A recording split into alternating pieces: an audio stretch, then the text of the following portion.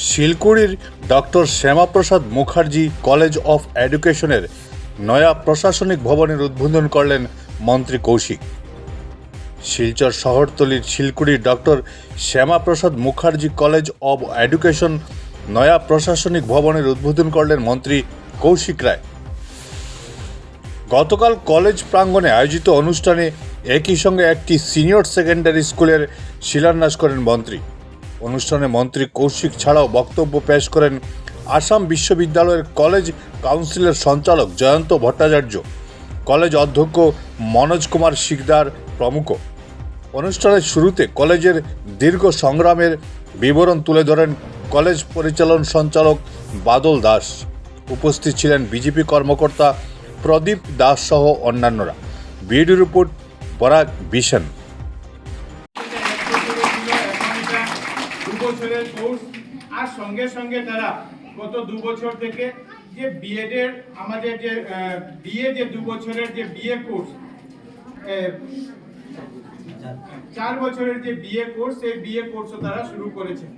এবং সঙ্গে সঙ্গে আজকে আমরা যে বিল্ডিং এর ফাউন্ডেশন দিয়েছি, আর একটা বিল্ডিং তারা ইনোগ্রেশনও করেছেন। এই যে বিল্ডিং এর আমরা ফাউন্ডেশন দিয়েছি, এটাতে সরকারি কোনো ফান্ড নেই, তারা নিজস্বভাবে তারা সেই অর্থের ব্যবস্থা করে এখানে একটা নতুন বিল্ডিং এর জন্য আজকে ভূমি পূজন বা ফাউন্ডেশন এখানে করেছেন। উদ্দেশ্য হলো যে তারা এর পরবর্তীতে বিএড কোর্স চলছে, বিএড কোর্সের সঙ্গে সঙ্গে 4 ইয়ার্স ডিগ্রি কোর্স যেটা সেই কোর্স শুরু তারা 2 বছর থেকে শুরু করেছেন।